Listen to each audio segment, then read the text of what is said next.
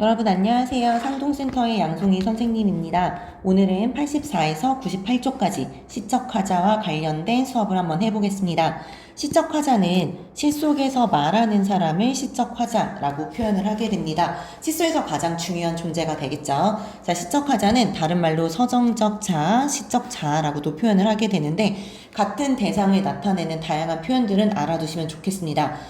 중학교 때는 전부 다 화자는 이라고만 제시가 되었겠지만 고등학교 때는 시적 화자는 이라 얘기하기도 하고 그냥 서정적 자는 이라고 바꿔서 선지를 낼 수도 있기 때문에 알아두시면 좋습니다. 자, 시적 화자는 그럼 글 속에서 말하는 사람인데 도대체 어떤 사람이고 그 다음에 왜 표현을 하는지를 살펴보시면 밑에 있는 예시시를 좀 볼게요. 서정주의 추천사라는 시입니다. 여러분 추천이라는 단어는 그네를 뛰다라는 뜻이에요. 한번 적어볼게요. 선생님이 쌍기역을 잘못 적어서 자, 그네를 뛰다. 그럼 그네를 뛰면서 부르는 노래라고 생각하시면 되겠죠? 향단아, 그네줄을 밀어라. 일단 향단이라는 존재가 중요한데 요 향단이한테 그네줄을 밀라고 시키고 있어 지금. 근데 향단이는 유명한 인물이죠. 책을 좀 읽어본 친구들은 춘향전에 나오는 춘향이의 몸종이라는 것을 알 거예요. 그럼 이 향단이에게 일을 시키고 있는, 명령하고 있는 요 존재는 도대체 누구일까? 얘는 청자가 될 것인데 요 청자에게 말을 건네는 존재는 당연히 춘향이라는 화자가 되겠죠. 그래서 이 시의 화자는 춘향이구나. 근데 작가는 서정주라는 남자란 말이지. 그래서 여러분 시적 화자는 시 속에 있는 시인의 아바타라고도 표현을 하게 되고요. 시인과 화자는 다른 존재야 라는 것을 알아두시면 되겠습니다. 그럼 도대체 이런 시적 화자는 어떻게 정해지는데를 생각해 보시면 시는 작가가 표현하고자 하는 내용을 전달하는 거잖아. 그럼 그 내용을 가장 효과적으로 전달하는 사람을 찾겠죠. 그래서 주제를 가장 잘 드러낼 수 있는 존재를 화자로 삼는구나 라고 알아두시면 되겠습니다. 그럼 어떤 존재는 어떠한 특성을 가질까 하는 부분은 뒤에 가서 나오기 때문에 여기는 그냥 넘어가도록 하겠습니다. 자, 그럼 옆에 페이지 시의 소통 구조 볼게요. 일단 여러분 소통이라는 건 서로 간의 이야기를 나누다라는 뜻인 거잖아. 그래서 의견을 나누고 마음을 서로 공유하다라는 뜻인데 이거는 시뿐만이 아니라 모든 작품이 마찬가지예요. 그래서 작가와 독자는 작품을 통해서 대화를 나누고 있구나 라고 생각하시면 됩니다. 그래서 작가와 독자가 이야기를 나누는 과정, 무엇을 통해서? 작품을 통해서 대화를 나누는 과정이야. 그래서 작가는 자기가 하고 싶은 말을 작품 속에 넣어놓고 독자는 그 작품을 읽으면서 작가가 하고자 하는 말이 무엇인지를 찾아야 되는 과정이 바로 글을 읽는 과정이구나 라고 생각하시면 되겠습니다. 자, 그리고 여러분 이제 시적화자와 관련해서 시적화자를 찾았으면 시적화자가 처해 있는 환경, 그것을 우리는 시적 현실이나 시적 상황이라고 표현을 하게 됩니다. 그래서 시 속에 그려져 있는 현실의 모습을 시적 상황 또는 시적 처지 이렇게 표현을 하기도 합니다. 자, 근데 우리 문학에서는 자주 드러나는 것들은 일반적으로 부정적인 경우가 많아요. 그 중에서 특별히 자주 드러나는 것은 부재의 상황입니다. 부재라는 건 안일부에 있을지, 한마디로 있지 아니한 상황. 그래서 함께 있지 않은 상황으로 일반적으로 함께 있지 않으면 헤어진 상태인 거잖아. 이별의 상태 또는 죽음으로 인한 이별의 상태. 그래서 이별이나 죽음 등의 상황이 될 것이고요. 그럼 이런 부재한 대상에 대해서 시를 쓴다는 건 그리움이나 안타까움을 드러낼 수 있겠죠.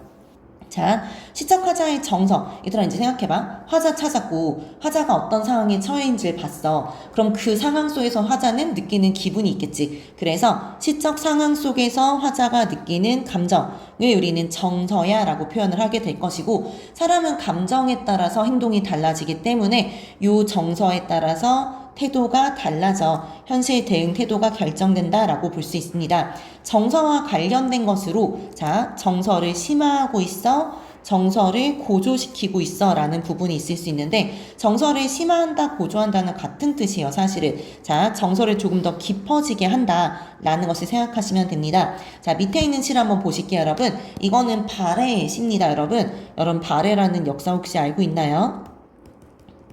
발해의 한문으로 쓰여졌던 시라고 생각하시면 되고요. 요때 야라는 건 밤 야자야 얘들아. 청은 들을 청이겠지. 그럼 밤에 듣는 거예요. 무슨 소리를 들을까? 성이 소리가 될 거고 의는 옷이야. 그 다음에 도는 이게 찢다, 두드리다. 그럼 뭐냐면 밤에 옷을 두드리는 소리를 듣다 라는 시구나. 그래서 야청 도의성이라고 읽어주시면 되겠습니다. 이게 한번 읽어볼게 얘들아. 서리 하늘달 밝은데 은하수 빛나. 여러분 일단 요 서리라는 표현이 나오면 계절적 이미지를 주고 있거나를 같이 기억해 주세요. 서리는 가을의 계절적 이미지를 가집니다. 가을 하늘에 달이 밝은데 은하수도 빛나고 있어. 별이 반짝반짝했나봐.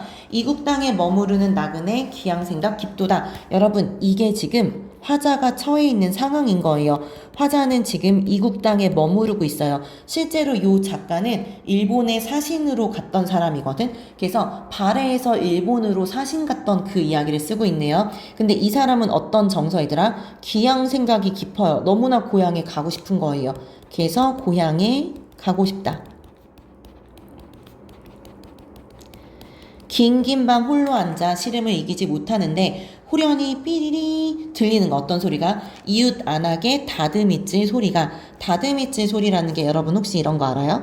짜잔, 이게 방망이야. 두둥두둥 두들겨 있고 이렇게 해서 천을 접어서 돌 위에다 올려서 요 천을 다듬이 방망이로 두두두두두둑 두드리는 거예요. 그래서 이게 이렇게 구김이 펴지는, 옛날에 이렇게 다듬이 방망이로 다리미 대신에 썼었단 말이지. 근데 요런 다듬이 소리가 바람결 따라서 끊일 듯 이어지면서 잠시도 멎지 않고 들리는 거예요. 근데 고국을 떠난 후로는 저 소리를 못 들었어. 그럼 이 소리는 고국에서는 들리는 소리, 근데 외국에서는 안 들리는 소리잖아. 그래서 고국에서 들리던 소리. 근데 내가 지금 가뜩이나 어떻게 하고 있었어? 고향에 가고 싶었어. 근데 먼 이역 땅에서 그 소리를 다시 들어 고향에 가고 싶은 마음이 저 다듬이 소리를 들으면서 더 강하게 들겠죠. 그래서 안 그래도 고향이 그립던 화자의 그리움이 더 커지게 만드는 요 다듬이 소리는 화자의 정서를 심화시키고 있다 또는 고조시키고 있다 라고 등장할 수 있습니다. 자, 그 다음에 환기하다 라는 표현은 여러분 환기는 불러일으키다는 뜻이죠. 그래서 어떠한 대상이나 상황이 화자의 정서를 불러일으키다. 여러분 대상이 화자의 정서를 불러일으키다 라는 표현을 했을 때 우리가 정서 자극물이라는 표현으로 객관적 상관물이라는 표현을 쓰죠. 객관물 아니고 객관적 상관물이라고 할 수 있습니다. 그래서 시를 보시면 우리 이거 배웠던 시네요. 이용하게 풀벌레 소리 가득 차 있었다. 우리는 머리맡에 엎드려 있는 대로의 울음을 다 울었고 아버지의 침상 없는 최후의 밤은, 여러분 아버지의 최후의 밤이야. 그럼 다음 더 이상의 밤은 없어? 아버지가 죽었어 라는 뜻인 거죠. 근데 아버지가 죽을 때 침상이 없었어요. 매우 초라하고 가난하게 죽은 상태가 될 거죠. 그런 아버지의 죽음은 풀벌레 소리가 가득 차 있었어요. 근데 이 풀벌레라는 것은 그럼 도대체 어떠한 정서를 줄 수 있을까? 얘는 사실 중의적인 표현입니다. 여러분 첫 번째, 풀벌레 소리는 일반적으로 우리는 풀벌레가 운다라고 표현을 해요. 풀레 아니고 오늘 왜 이러지? 자, 풀벌레가 운다. 그럼 여러분 이때 운다를 크라이로 생각해봐. 그럼 풀벌레가 슬퍼서 운다라는 뜻이고 아버지가 돌아가셔서 지금 현재 슬픈 사람은 화자인 거잖아. 화자의 정서가 투영되어 있는 감정이입의 소재라고도 볼 수 있습니다. 슬프다라는 정서를 나타내고 있죠. 그 다음에 두 번째는 일단 얘들아 풀벌레 소리가 들리는 환경은 매미가 막 맴맴 하고 울어댈 때는 풀벌레 소리가 안 들리잖아. 근데 이제 약간은 조용하고 고요한 밤이 되면 풀벌레 소리가 들리기 시작을 하잖아. 그래서 풀벌레는 고요하고 평화로운 분위기를 준단 말이지. 그런데 이 고요하고 평화로운 분위기 속에서 우리 아버지는 돌아가신 거예요. 아버지의 죽음이라는 비극적인 상황. 그럼 두 개가 서로 대조가 되고 있잖아. 그래서 우리 아버지의 죽음이라는 비극적인 상황이 조금 더 고조될 수 있었던 얘는 바로 객관적 상관물이에요. 근데 우리 객관적 상관물에는 화자의 정서를 불러일으키다 라는 부분이 있었기 때문에 이것을 환기하는 소재로 보기도 하고 비극성을 고조시키는, 정서를 고조시키는 소재로 풀벌레 소리를 보기도 합니다. 자, 그 다음에 시적화자의 태도. 여러분, 주어진 상황 속에서 시적화자가 어떻게 행동할 건데를 보여주는 부분이고요. 그때 절망하고 끝내는 사람이 있는가 하면 아니면 이겨내겠다는 의지를 가지고 나서기도 하기 때문에 작품의 주제와 밀접히 관련되는 부분이구나라고 생각할 수 있습니다. 시적화자의 태도들 어떤 것이 나올 수 있나를 봤더니 관조하고 성찰하고 있다라는 태도가 드러나요. 이 관조라는 단어는 나올 때마다 계속 물어봐, 친구들이. 그래서 관조의 뜻을 좀 알아두세요. 관조라는 건 개인적인 삶과 관련된 것을 고요한 마음으로 관찰하는 거. 그냥 고요하게 관찰할 거여서 감정이 절제되는 효과가 있겠죠. 성찰은 자신을 되돌아보는 행위를 우리는 성찰이라 불러요. 그럼 얘들아, 자기 자신을 되돌아보려면 고요한 마음으로 되돌아보겠죠. 그래서 둘 다 담담하고 고요하게 바라보게 됩니다. 산 모퉁이를 돌아 논가에 외딴 우물을 홀로 찾아가선 가만히 들여다봅니다. 여러분, 우물은 들여다보는 소재예요. 그쵸? 근데 이 우물을 들여다봤더니 안에 뭐가 보이냐면 달도 보이고 구름도 보이고 이런 가을도 보이는 자연도 있고요. 또 한 사나이가 있습니다. 사람도 있네요. 근데 여러분, 우물 속에 진짜 사나이가 이렇게 시체가 죽어 있는 것이 아니라 우물을 바라보면 우물 안에는 물이 차 있을 것이고 그 물에 비쳐 보이는 모습이 되겠죠. 그럼 이때의 사나이라는 것은 화자잖아. 자, 화자가 자기 자신을 들여다보게 되네요. 이게 바로 우물은 일반적으로 얘들아 거울과 같은 역할을 하게 되고, 문학에서 이런 우물이나 거울 같은 소재가 나오게 되면 자신을 되돌아보는 자아 성찰의 매개체로 해석해 주시면 됩니다. 그래서 이때 우물을 들여다보면서 사나이는 자신의 안을 가만히 들여다보는 성찰하는 행위를 하고 있구나 라고 보시면 되겠습니다. 회의, 비판, 냉소라는 단어들, 어려운 단어들이니까 좀 알아놓으세요, 여러분. 회의라는 건 의심하다라는 거예요. 무엇을? 옳은지, 그른지에 대해서 내가 여태까지 알고 있었던 게 맞는지 이런 것들을 판단하는 것을 회의라고 표현을 하게 되고, 비판이라는 건 옳고 그름을 따지는 행위라고 나왔는데 틀린 것에 대해서 싫다라고 주장하는 행위를 우리가 비판, 틀렸다라고 비판하는 행위를 우리는 비판이라는 단어를 안 쓰고 싶었던 힘드네요, 여러분. 비판은 옳고 그름을 따져서 틀렸다고 부정하는 행위를 비판이라고 합니다. 그 다음에 냉소라는 건 차갑게 웃다라는 뜻이에요, 여러분. 그래서 냉소는 옳지 않은 상황에 대해서 비웃는 태도, 피식 이런 느낌을 우리는 냉소라고 표현을 합니다. 밑에 있는 시는 너라는 청자가 드러나고 있네요. 이제 너는 청자. 차를 몰고 달려가는구나. 철 따라 달라지는 가로수를 보지 못하고 길가의 과일 장수나 생선 장수를 보지 못하고 아픈 애기를 업고 뛰어가는 여인을 보지 못하고, 그럼 너의 모습은 이런 것들을 못 보고 있어 라고 얘기하고 있잖아. 그래서 우리 주위에 쉽게 만날 수 있는 이웃이나 또는 자연인 거죠. 그래서 에 대한 무관심. 그럼 얘는 무엇에 관심을 가지고 있을까? 교통순경과 신호등을 살피면서, 물론 여러분은 신호등을 봐야 돼라고 생각할 수 있지만 이 시에서의 신호등을 어기게 되면 나는 신호 위반으로 이제 과태료를 낼 거잖아. 교통순경이나 신호등은 이해타산적, 나에게 필요한 존재인 거죠. 그래서 나에게 이익인지 손해인지를 계산하는 이해타산적인 관심만을 가지면서 앞만 보고 달려가고 있구나 라고 해서 그 모습에 대한 비판과 안타까움의 태도를 드러내는 시구나 라고 생각하시면 되겠습니다. 다음, 비관하고 있어, 절망하고 있어, 체념하고 있어. 비관이라는 것 자체가 아니라 관점을 가지고 있는데 비자는 슬플 비예요. 그래서 앞으로의 상황을 비관, 슬프게 바라보고 있어가 됩니다. 그럼 여러분, 비관과 반대되는 단어는 앞으로 바라볼 거야. 근데 슬프지 않고 기쁘게, 낙관이라는 표현을 씁니다. 그래서 비관적, 낙관적이라는 표현이 있죠. 그래서 비관은 슬프게 바라보는 태도, 앞으로의 미래에 대해서. 절망은 희망이 완전히 꺾여버린 상태인 거잖아, 얘들아. 모든 희망이 없어진 태도. 체념은 포기하는 거죠. 그래서 아주 단념해버리는 태도. 전부 다 부정적인 느낌이네 라고 생각하시면 됩니다. 산이 저문다. 노을이 잠긴다. 밤이 돼가는 거죠. 저녁 밥상에 아기가 없어요, 여러분. 아기 앉던 방석에 한 쌍의 은수저. 은수저 끝에 눈물이 고인다. 여러분, 아기가 없어졌는데요. 아기가 앉던 방석은 그대로 있고 그 위에 은수저가 있는 거예요. 아기가 쓰고 있던. 그래서 이 부분을 통해서 우리는 아기가 죽었구나. 그래서 아기의 죽음을 알 수 있고, 은수저 끝에 눈물이 고이는 것을 통해서는 아기의 죽음을 통해서 나는 지금 너무나 슬퍼하고 있어.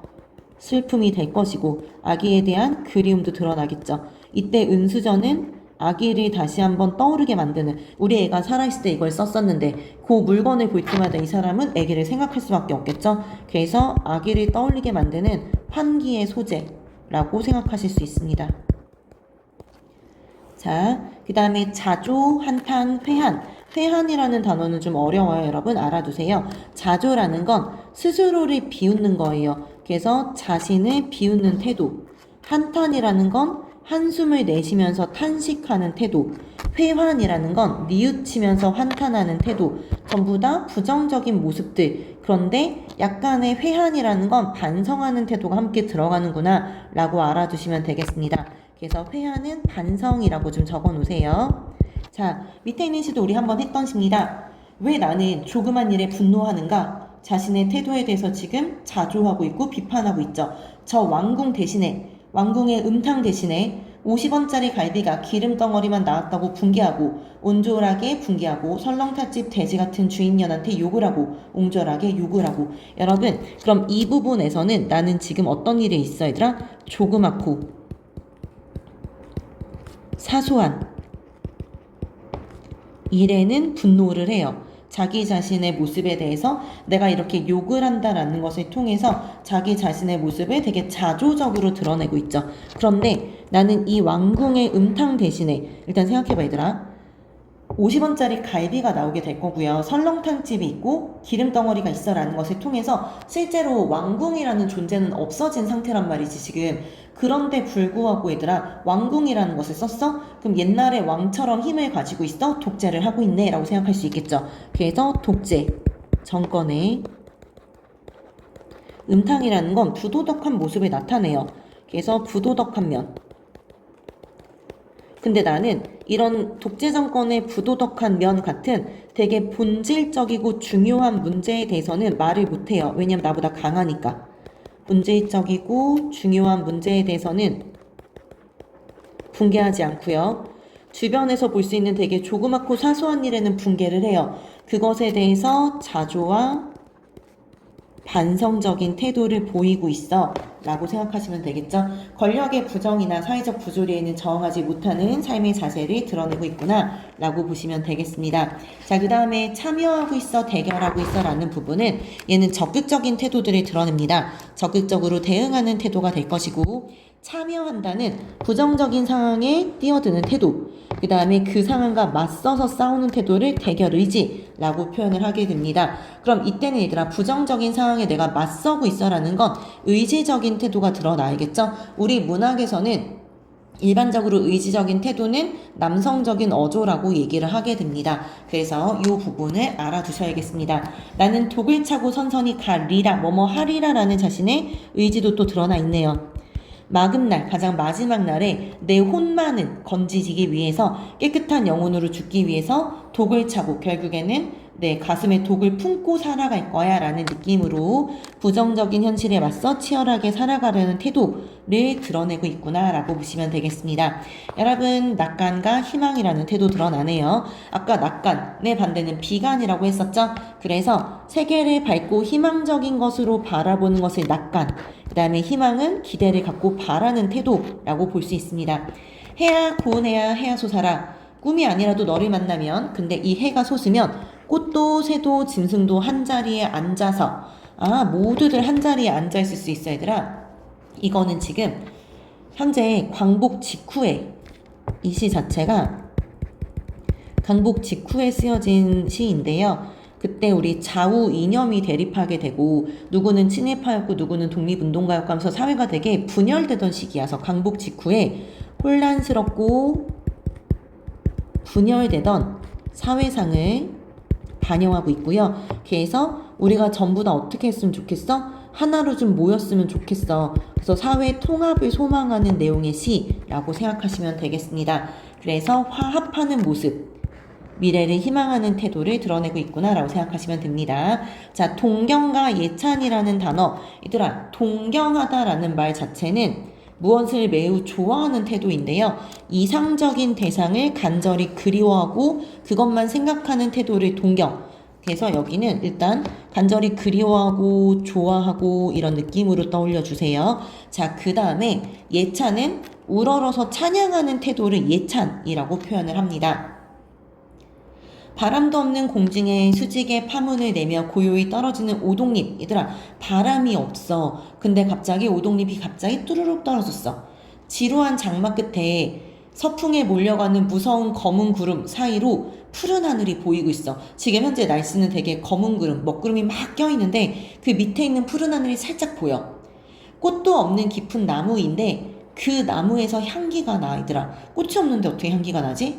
또 타고 남은 재가 다시 기름이 될 수 있어. 얘들아, 그럼 이때 오동잎이라든지 그 다음에 요 푸른 하늘이라든지 그 다음에 꽃이 없는 나무에서 나는 향기라든지 이런 것들은 초월적인 현상이잖아. 현실에선 잘 일어날 수 없는 초월적인 현상.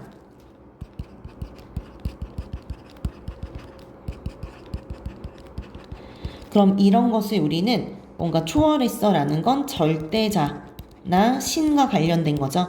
그래서 요런 네모친 소재들은 전부 다 절대자의 모습을 보여줄 수 있는 것들이라고 생각하시면 되겠습니다. 그래서 요 시 자체에서는 자연의 신비로움 뒤에 숨어있는 절대적인 존재에 대한 그리움이 드러나는구나 라고 생각하시면 되겠습니다. 다음 또 넘기셔서 귀의하다, 친하, 합일의 태도를 생각해 보시면 귀의라는 태도는 여러분 일단 대상에게 돌아가다라는 뜻이에요. 사실은 몸을 의지하는 태도, 대상에게 가서 그것을 몸을 의지하는 태도를 귀의하다, 뭐 의탁하다 비슷한 표현을 할 수 있고요. 그 다음에 친하, 잘 지내다, 사이좋게 잘 어울려 지내요, 친화. 그 다음에 그 대상과 하나가 될 거예요. 그럼 합일이라고 보실 수 있겠습니다. 여기서도 보시면 나무로 창을 내겠소. 그래서 밭이 한참가리, 이게 한참가리가 이 참이라는 걸 단위로 생각하면 하나, 둘, 셋. 그럼 하나의 참으로 갈 수 있는 거리. 그래서 서로 잠깐이면 갈 수 있는, 서로 한참, 두참 할 때 그 한참, 잠깐이면 갈 수 있는 작은 논밭의 넓이에요. 그럼 되게 작은 밭 하나를 괭이로 파고 호미로는 김을 매서 근데 구름이 꼬인다고 나는 갈 리가 없어. 그럼 구름은 세속적인 유혹이 되는 거죠.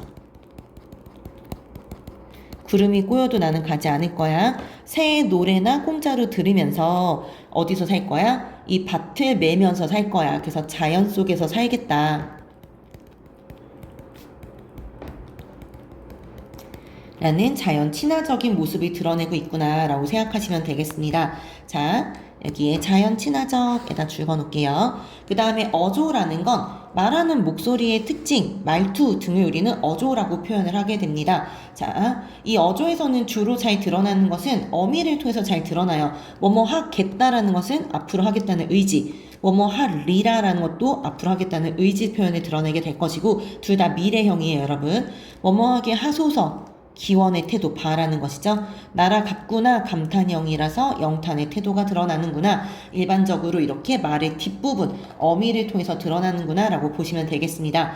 그 다음에 시척하자의 태도에 따라서 여러분 남성적, 여성적인 어조가 드러나게 될 건데 요즘에 다 그런 건 아니지만 시에서 우리는 옛날부터 써왔던 것이 있기 때문에 그런 옛날적인 모습을 다 포함해서 주로 남성적인 어조는 의지적이고 강한 느낌, 여성적인 어조는 섬세하고 부드러운 느낌을 주게 됩니다.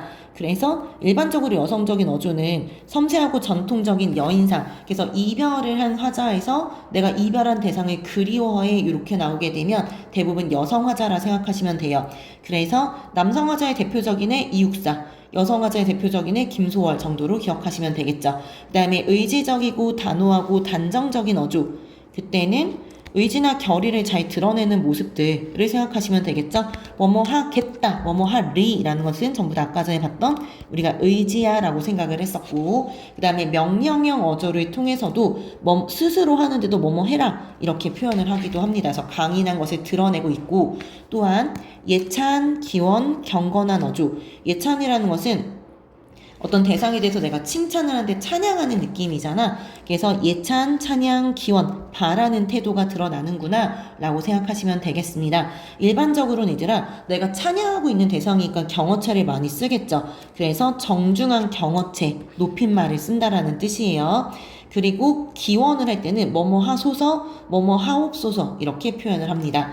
그 다음에 성찰, 관조, 사색, 명상. 우리 성찰과 관조 앞에서 들어봤었죠. 차분하고 담담한 마음으로 그냥 담담하게 서술하는 것, 조용한 마음으로 서술하는 것이잖아. 그러다 보니까 그냥 담담한 말투 느껴지는구나 라고 생각하시면 되겠습니다. 냉소적이고 비판적인 어조 앞에서 봤었죠, 여러분? 그런 태도가 드러나는 말투가 될 것이고, 풍자와 해악. 풍자는 비판하는 태도가 같이 드러나야 되죠. 공격하면서 하는 어조, 그 다음에 그냥 너그럽게 감싸 안는 태도를 해악이라고 부르게 됩니다.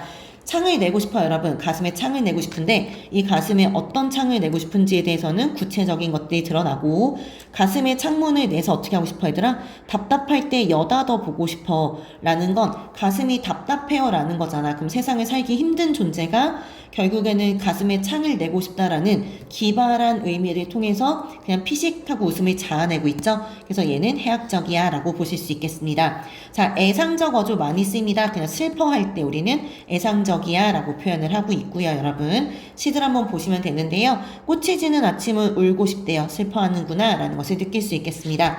자, 말투에 따라서 예스런 어조, 그냥 옛날 말 느낌 나는구나 라고 생각하시면 되고, 격정적인 어조, 강렬한 감정, 격한 감정이 드러나 강하고 열정적인 목소리가 드러나게 됩니다.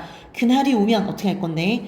하늘에 나르는 까마귀와 같이 종로에 있는 종을 내 머리로 들이받아서 울리우리다. 그럼 자신의 머리는 깨질 수도 있잖아. 근데 자기 희생적이더라도 나는 이렇게 하겠다. 굉장히 격렬하게 드러내고 있죠. 그 다음에 담담한 어조, 감정을 절제하면서 차분하고 평온하게 노래하는 것, 일반적으로 절제하는 시가 많이 드러나는구나 라고 생각하시면 됩니다. 친근한 어조, 친근한 사람에게 말하듯이 말을 건네는 듯한 느낌이 드러나겠죠. 그래서 우리 이 시 배웠죠? 결빙의 아버지, 어머님, 그래서 엄마한테 말을 걸고 있네요. 그 다음에 직설적이고 우회적인 어조가 있는데, 직설적은 하고 싶은 말 그대로 하는 걸 직설적, 그 다음에 돌려서 말하면 우회적이라고 표현할 수 있습니다. 친구가 입고 온 옷이 마음에 안 들어. 야, 너 옷이 왜 그래? 별로 마음에 안 드는데? 가서 갈아입어. 이렇게 얘기하면 직설적이 될 것이고, 다른 옷을 입는 게 조금 더 이쁠 것 같아 라든지, 오늘은 이 옷을 입어보면 어때? 라고 얘기하는 게 우회적이라 볼 수 있겠죠. 고백적, 독백적인 어조는 사실 대다수의 시는 여러분 고백하는 시예요. 그러다 보니까 자신의 내면을 드러낼 때 고백적이라 표현을 하게 되고, 독백이라는 건 혼잣말이에요. 그래서 청자를 의식하지 않은 상태에서 혼자 말하는 느낌을 독백적이라고 표현을 하게 됩니다. 그리고 대화체, 회화조라는 것이 있습니다. 그냥 말을 나누듯이 하는 것. 그래서 대화 형식으로 서로 말을 나누는 것은, 여기서 내가 이웃집에 조나 감자를 꾸러 갔더니 주인이 나에게 이렇게 얘기를 했어 라는 부분을 통해서 상대방과 말을 주고받는구나 라는 것을 생각할 수 있죠. 그 다음에 서리적이고 영탄적인 태도를 보시면, 우리 서리법, 물음의 형식이 드러나는 것, 영탄법, 감탄의 형식으로 한탄도 전부 다 우리는 영탄이라고 부르긴 합니다. 이렇게 감탄사나 조사 등을 이용해서 기쁨, 슬픔, 놀람 같은 감정을 강하게 나타낼 때 영탄적인 어조라 쓰는데요. 일반적으로 고전에서는 리아, 리, 가, 고 등의 어미가 쓰이게 되면 영탄이라고 봅니다. 그러면 오늘 여기까지 98페이지까지 진행하겠습니다. 시들의 뒷부분에서는 많이 안 읊어드렸는데요. 한 번씩 읽어보시기 바랍니다. 그럼 오늘 고생하셨습니다.